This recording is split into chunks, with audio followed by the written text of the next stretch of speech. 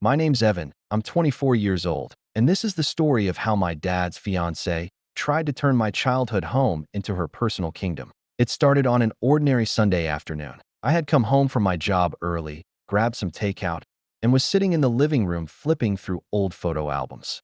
Those albums were always there, stacked neatly in the corner shelf, full of birthdays, graduations, and summer trips.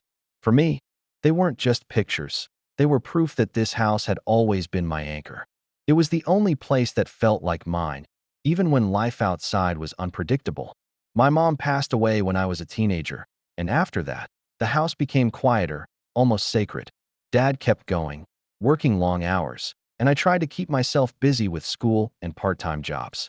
Over the years, it was just the two of us, until he met Laura.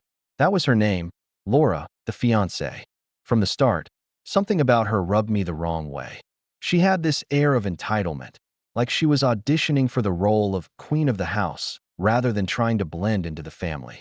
But Dad seemed happy, and I wanted him to have that, so I bit my tongue. Still, little things added up. She'd rearrange furniture without asking, tossing out pieces my mom had chosen. She'd complain that I didn't contribute enough when I was still finishing college and working 2 jobs to pay my tuition.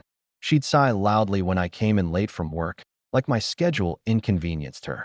It was the type of behavior you notice, but tell yourself not to overthink. Until one day, it escalated. That Sunday, I was sitting there, flipping through pictures of me and Mom at the lake, when Laura walked in. She didn't greet me, didn't ask what I was looking at. Instead, she pointed at me, her perfectly manicured finger aimed like I was a trespasser. "From now on," she said, voice dripping with smug authority, "you'll be paying rent if you want to stay here." I froze, the photo album heavy on my lap. Rent? In my own house. My dad's house. The house my mom's laughter once filled? I glanced at Dad, who was standing near the doorway, hands shoved into his pockets. He looked down, avoiding my eyes, silent. That silence stung more than Laura's words. If he had laughed it off, or told her to stop, maybe I would have brushed it aside. But he just stood there, as if he'd already given her permission to say it. Laura smirked, folding her arms. "It's time you start pulling your weight," she added, as if I'd been freeloading. That was rich, considering I had paid for groceries countless times, fixed things around the house, and even covered some of Dad's bills when work got slow. I remember the way the walls around me suddenly felt smaller, closing in. This wasn't just a house. This was my home. Every corner had my childhood imprinted on it. The scuffed hallway where I used to race toy cars. The kitchen where Mom taught me how to make pancakes. The backyard where Dad once built me a treehouse. And here was this woman, who hadn't been around for any of it, declaring herself judge and jury of who deserved to live here. I felt heat rising in my chest, but I kept my voice calm. I closed the album carefully, set it aside, and looked Laura straight in the eye. "Is that so?" I asked. Her smile widened, like she'd won something. Dad still said nothing. That silence, that approval of hers, cut me deeper than I could admit. I didn't argue. I didn't shout. I just sat there, my mind racing. I thought about the years of sacrifices, the nights I stayed up studying by this very lamp, the mornings I left for school before sunrise. I thought about how hard I worked to prove myself, not just to the world, but to Dad too. And yet, here I was, being treated like some intruder in my own story. I took a slow breath, and that's when I gave an answer that changed everything in that house forever. But before I tell you what I said, you need to understand just how far things had already gone behind the scenes. I leaned back that day, letting Laura's words hang in the air like smoke. I didn't give her the satisfaction of reacting right then. But from that moment forward, the air in the house shifted. It wasn't just home anymore. It was a stage where Laura kept testing the limits, and my dad kept shrinking into the background. Over the next few weeks, the small jabs grew into something bigger. She started with the chores. Every time she walked past my room, she'd throw in a pointed comment. "You know, it wouldn't kill you to vacuum once in a while." Or, "I noticed the trash was full this morning. Must be nice to live rent-free and still skip out on responsibilities." It wasn't about the chores themselves. I did my part, always had. It was about control, about her trying to rewrite the script so I looked like the lazy one, the unwanted guest. What made it worse was Dad's silence. He'd be sitting in his recliner, watching TV while she lobbed her little remarks at me, and he'd just let them land. He wouldn't step in, wouldn't tell her she was out of line. He'd just sip his coffee, eyes glued to the screen, as though if he pretended hard enough, the conflict would dissolve on its own. Then came the favoritism. Laura had a son from her first marriage, Trevor, a year younger than me. He wasn't around much at first, but when he did start staying over, suddenly the rules bent for him. He could leave dirty dishes in the sink for days, and Laura would laugh it off. He's just tired from school. If I left a single plate unwashed because I had a late shift, she'd stand in the kitchen doorway with her hands on her hips, sighing theatrically. Some people really don't know how to be part of a household. It didn't stop there. Dad had always promised me the old study would eventually be mine, a quiet space for when I wanted to work on my projects or maybe even start my own business. I'd helped him clean it out years ago, dusting shelves and sorting through boxes of my mom's books. That room held meaning for me. But one afternoon, I came home to find Trevor lugging a gaming chair inside. Laura beamed, announcing, "We thought it'd be perfect for Trevor's setup. You don't mind, do you?" I did mind. I minded so much it felt like my chest was being crushed. But I said nothing in that moment because my dad was right there, nodding like it was the most natural thing in the world.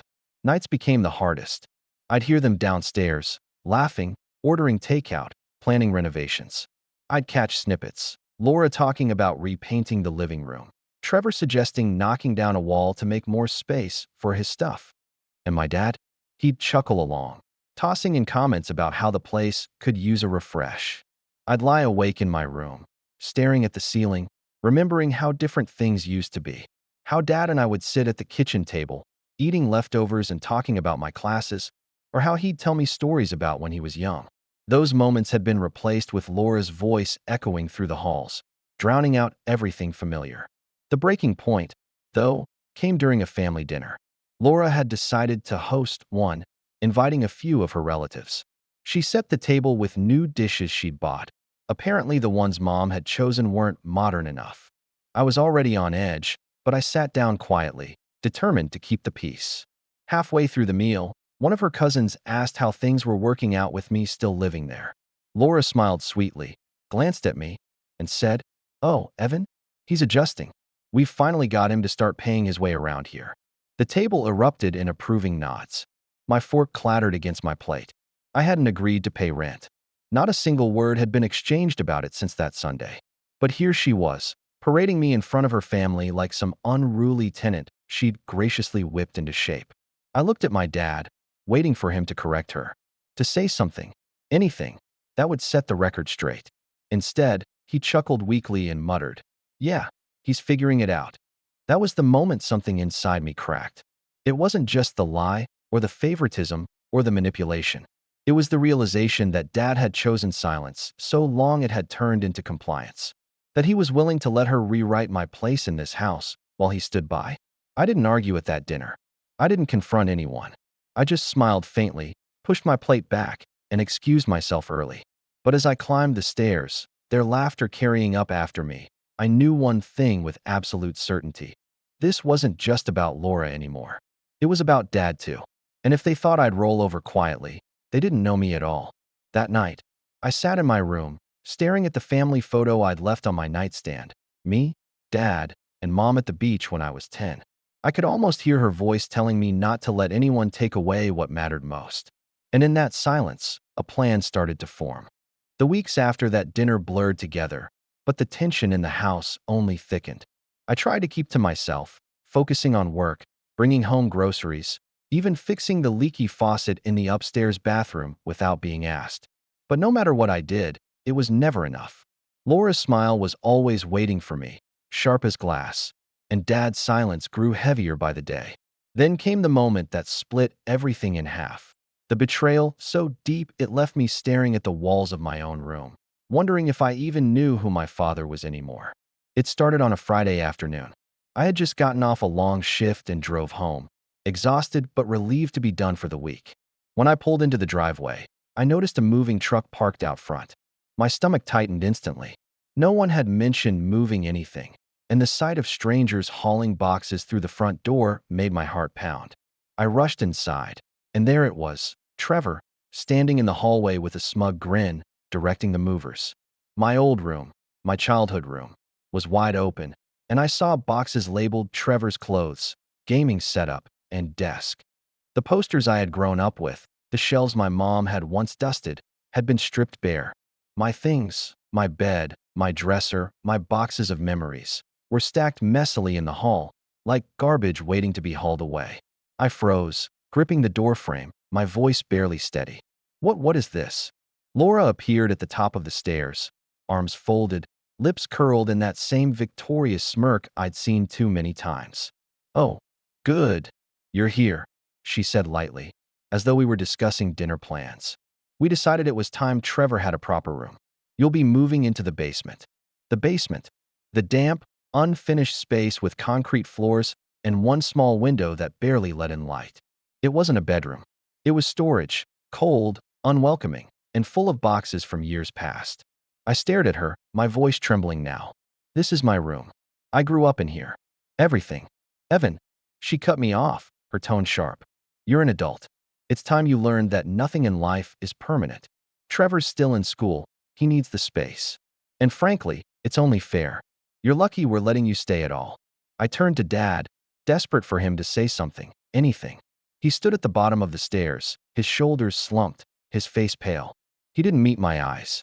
He didn't even open his mouth. He just let it happen, like he had let everything else happen. That silence felt like a knife. I wanted to scream, to shout, to demand he stand up for me. But instead, I felt my chest hollow out. Every memory tied to this house, every birthday morning, every late-night talk with my mom in this very room, was being packed into boxes and shoved aside for Trevor's convenience. The movers brushed past me, carrying Trevor's new desk into the room. He shot me a grin as he unboxed his computer, already claiming the space as his own. "Thanks for the upgrade, man," he said casually, like I had agreed to this, like I had somehow given him permission to erase me from my own history.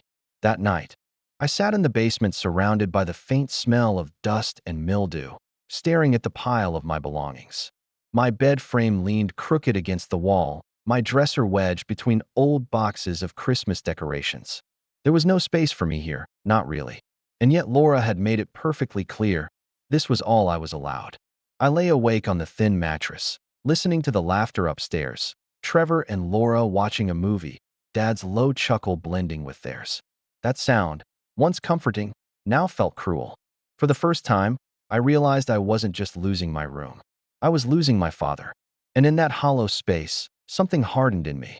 If they wanted me to be invisible, they had no idea what kind of storm they had just unleashed. The first week in the basement was the worst.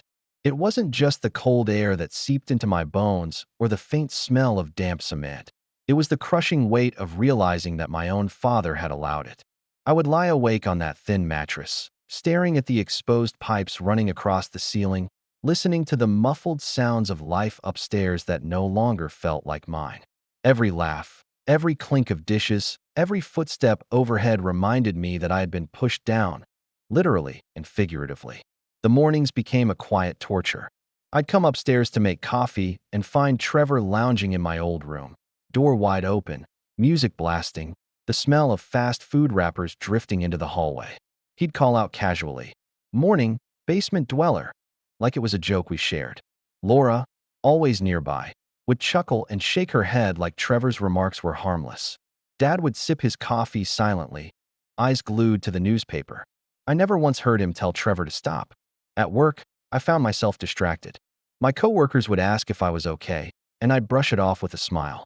But inside, I carried that heaviness, the kind that gnaws at you until even small tasks feel monumental. I began staying late at the office, volunteering for extra shifts, not because I needed the money, but because it delayed the inevitable walk back into that house. One evening, after another long shift, I sat in my car outside the house, engine running, lights off. I watched the glow of the television flickering through the living room curtains, heard faint bursts of laughter drift out when someone opened the door. I sat there for nearly an hour, staring at the place I had once called home, feeling like an outsider watching a family that no longer included me. When I finally went inside, Laura was in the kitchen with her sister, sipping wine and talking about the renovations she wanted to make. "This wall could come down," she said, gesturing to the dining area. "It'll be perfect once Trevor officially moves in full time. We'll have so much more space."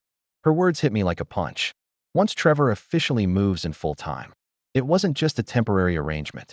She was laying claim to the house, piece by piece, as if my mom's memory, my childhood, even my dad's ownership didn't exist. That night in the basement, surrounded by stacked boxes, I opened one marked Mom's Things. Inside were photo albums, her old scarf, a few letters she had written to Dad, and a framed picture of the three of us at the lake when I was 7. I held that photo in my hands until my vision blurred. I could almost hear her voice reminding me that this house was more than just walls. It was supposed to be a sanctuary. But it wasn't anymore. Something shifted in me then. The grief turned into resolve. I realized I couldn't keep waiting for Dad to step up. He had made his choice, silence. If I wanted to protect what was left of my dignity, maybe even reclaim what this house meant to me, I'd have to do it myself. I didn't storm upstairs or confront anyone that night. Instead, I pulled out my laptop and started digging through old documents. Mortgage papers, tax records, the deed. I wanted to know exactly what tied this house together, who truly had rights to it, and where Laura's supposed authority began and ended. As I read through those papers, another thought crept in. Maybe I didn't need to fight them directly. Not yet. Maybe the best revenge would come quietly, methodically, one piece at a time.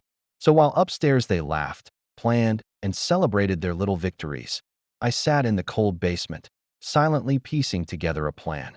It was the lowest I had ever felt, but in that low point, something dangerous was born. Patience. Something happened after those long nights in the basement. Maybe it was the quiet. Maybe it was the sting of betrayal finally hardening into something useful, but I started to see things differently. The house that once felt like everything, the core of my identity, began to shrink in importance. Laura wanted me small, invisible, boxed into a damp corner of my own life. And for a while, she succeeded. But the longer I stayed quiet, the more I realized silence didn't mean weakness. Silence meant preparation. I started spending less and less time at home. Not just because I couldn't stand the smug look on Trevor's face when I passed him in the hallway, or the way Laura sighed dramatically when I opened the fridge, but because I had somewhere better to be. Work became my sanctuary. I poured myself into every shift, stayed late, volunteered for weekend projects. My manager noticed. Within 2 months, I was offered a promotion, a salary position with real benefits. The kind of step forward I'd been chasing since college. The day I signed the paperwork, I sat in my car afterward and just let out this long, shaking breath. For the first time in a long while, I felt like I wasn't trapped. My bank account reflected the change, too. With each paycheck, I built a small cushion, a sense of security, power even. I didn't flaunt it at home. I still carried myself quietly, still endured Laura's digs and Trevor's jokes. But inside, I was changing. Every cruel remark she threw at me only strengthened my resolve. Every smirk Trevor tossed my way made me more determined. And every silence from Dad reminded me that if he wouldn't stand up for me, I'd stand up for myself. I started reconnecting with people I'd let drift away. Old college friends, coworkers who'd invited me out before and I'd always declined. I said yes more often, to dinners, to weekend trips, even to networking events that once made me nervous. Slowly, I built a circle of people who saw me for who I was, not the version Laura painted in this house. One friend in particular, Mark, worked in real estate. Over beers one night, I told him about my situation, not in dramatic detail, just enough to explain why I was so driven to get out. He leaned back, nodding, and said, "You know, with the way you're working now, you could be in a place of your own within the year. Maybe sooner." That thought lodged itself in my mind like a spark. A place of my own. Not a basement, not a corner I was allowed to occupy, but something I chose, something I built. Back at home, I played the part Laura expected.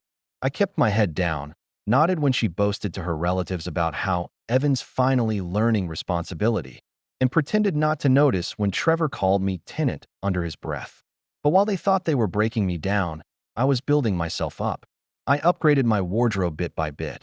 Nothing flashy, just sharper. A well-fitted suit for work. Better shoes. Laura noticed, of course.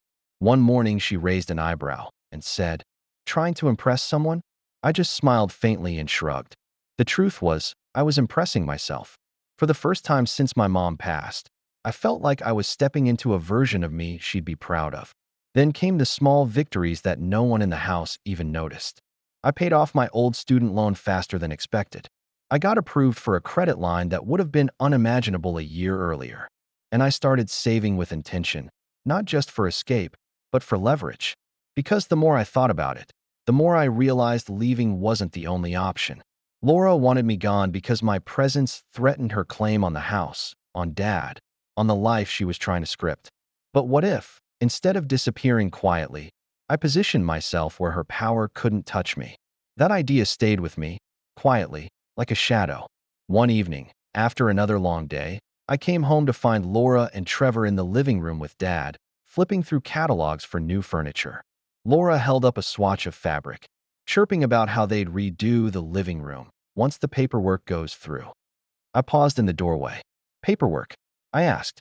She smiled sweetly, too sweetly. "Oh, nothing you need to worry about. Just making things official." Dad's eyes flicked toward me, then quickly away. And just like that, I knew, whatever she was planning, it wasn't just about paint colors. I excused myself, calm on the outside, but inside, every nerve was buzzing. My rise wasn't just about money or confidence anymore. It was about timing, about being ready when the mask finally slipped and her true intentions came to light. Because something told me that moment was coming faster than I thought. I couldn't get the word paperwork out of my head. Laura had said it so casually, like it was nothing, but the way Dad's eyes darted away told me everything. It wasn't nothing. That night, after everyone went to bed, I crept upstairs. The house was quiet, the kind of silence where every floorboard creak sounds like thunder. I moved carefully, slipping into the study, my mom's old room, the one Laura had already started turning into her personal office. Papers were spread across the desk, manila folders stacked neatly, and on top of them lay a packet stamped with the logo of a law firm. I scanned the first page, and my stomach dropped. It was a draft of a cohabitation agreement. Buried in the legal jargon was the line that made my pulse race. In the event of marriage, joint ownership of the property located at our address. My chest tightened. She wasn't just moving in. She was maneuvering her way into permanent control of the house. My mother's house. The home Dad and I had built our lives in. And Dad was going along with it. I closed the folder carefully and slipped back into the basement, my heart pounding. I lay awake for hours, staring at the ceiling pipes, feeling both furious and oddly clear-headed. Laura thought she was being clever, but what she didn't know was that I'd been quietly preparing. The next morning, I made a call to my friend Mark, the one in real estate. Over coffee, I laid everything out. How Laura was trying to secure ownership, how Dad's silence was essentially handing her the keys. Mark listened carefully, then leaned forward. "Do you know whose name is on the deed right now?" "Yes," I said firmly. "I checked. It's only Dad's." "Good," he replied. "Then listen carefully, because this is where you stop playing defense." Over the next hour, Mark explained my options. If Dad went through with the marriage and signed that agreement, Laura would have a legal claim to the house. But until then, there were ways to protect it, ways Dad might not even realize existed. And more importantly, there were steps I could take to put myself in a position of power, whether Dad wanted to acknowledge it or not. That conversation lit a fire in me. I started spending my evenings not in the basement sulking, but at the library and online, reading everything I could about property law, inheritance, and real estate leverage. I learned about trusts, about transfer on death deeds, about the power of timing when it came to legal documents. At the same time, my work life kept rising. The promotion had already stabilized me, but now I had something more, a growing reputation. I was being invited to industry events, shaking hands with people who actually saw value in me. And the more I built outside that house, the less Laura's smug remarks mattered. Still, I played my role carefully at home. I didn't confront her. I didn't let on that I knew about the paperwork. I let her keep thinking she was winning. If she thought I was still that quiet, cornered kid in the basement, she wouldn't see me coming. The real turning point came 2 weeks later when I received an invitation from my manager to attend a leadership seminar in another city. It wasn't just any seminar. It was a high-level event where I'd be rubbing shoulders with executives, investors, and business owners. My manager even hinted that if I impressed the right people, there could be a fast track to a senior role. When I packed my bag that Friday, Laura stood at the door, arms folded, smirking. "Off on a little work trip? Don't stay away too long." We've got big changes coming around here. I smiled faintly, holding her gaze. Oh, I know, I said. And I meant it. Because every step I was taking, every document I read, every contact I made, wasn't just preparing me to leave. It was preparing me to return with leverage she couldn't touch. That weekend at the seminar was eye-opening. I met people who had built empires from nothing, who had turned setbacks into fortunes. I soaked in every lesson, every story, and by the time I got back, I wasn't the same person who had left. I was sharper, hungrier, and most importantly, I had connections. Connections that would matter very, very soon. Because when I walked through the front door Sunday night, suitcase in hand, I noticed something new pinned to the fridge, an official-looking envelope with the law firm's logo on it. And I knew the clock had started ticking. The envelope on the fridge didn't disappear, it multiplied. Within a week, more letters from the law firm started showing up, each neatly stacked in Laura's little office corner of the kitchen. She had stopped being subtle. She would even leave them half open, like she wanted me to notice. Every time she caught me glancing at one, she'd flash that sly smile, the kind that said, "I've already won." But she didn't know how much I'd been preparing. By this point, I wasn't just surviving in that basement. I had turned it into my war room. My laptop sat on a folding table surrounded by neat stacks of notes, property laws, case studies, financial plans. I had spreadsheets mapping out timelines, expenses, even backup contingencies. And I had Mark, my friend in real estate, feeding me insights on how to move at the right moment. The key, he said, was precision. Don't confront her head on. Let her think she's got it locked down. Then, when the timing is perfect, pull the rug out from under her. And that's exactly what I did. It started small. I began asking Dad subtle questions when Laura wasn't around. Not confrontational, just gentle reminders.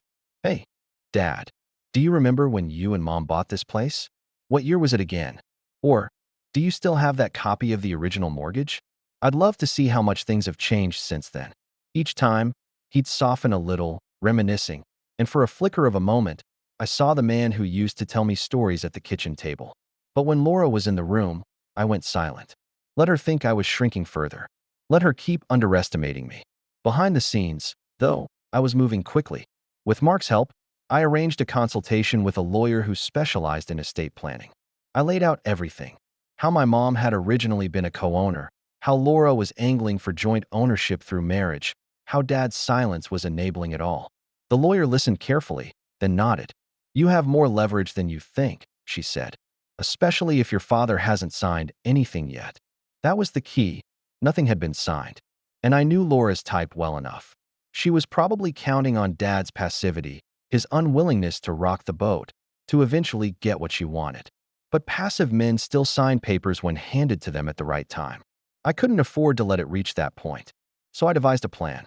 Step 1 was building undeniable proof of my financial independence. I pulled records of my steady income, my promotion, my clean repayment of debts. I even opened a modest investment account to show I wasn't just stable, I was growing. Step 2 was gathering the history of the house, the timeline of ownership, and evidence of my contributions to maintaining it over the years. Step 3 was the trickiest, setting the stage for Dad to make a choice without Laura hovering over his shoulder. The opportunity came sooner than I expected.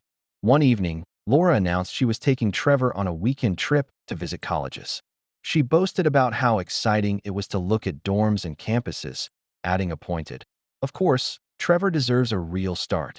I just nodded, hiding the satisfaction curling in my chest. That weekend, while the house was quiet, I sat down with Dad at the kitchen table. The same table where he and Mom once sat together. I laid out everything, calmly, factually. I showed him the draft agreement, the highlighted clause about joint ownership, the risks he hadn't considered. I didn't accuse him. I didn't shout. I just spoke the truth. "Dad," I said quietly, sliding the papers toward him. "If you sign this, the house won't just be yours anymore. It won't be ours. It'll be hers. And once that happens, nothing stops her from pushing me out completely. Or worse, selling it out from under us." He looked pale, his hands trembling slightly as he flipped through the pages. For the first time, I saw a real doubt flicker across his face. I didn't realize," he whispered. I leaned in. "You don't have to fight her. You just have to protect what's already yours. What Mom left us." The silence stretched between us, heavy and fragile. Then, slowly, he nodded. What do we do? That was the opening I'd been waiting for. With the lawyer's help, we drafted a living trust that secured the house in Dad's name and designated me as the beneficiary. It wasn't about cutting him out. It was about shielding the house from anyone else's hands. The lawyer walked him through every step, making sure he understood, making sure it was his decision.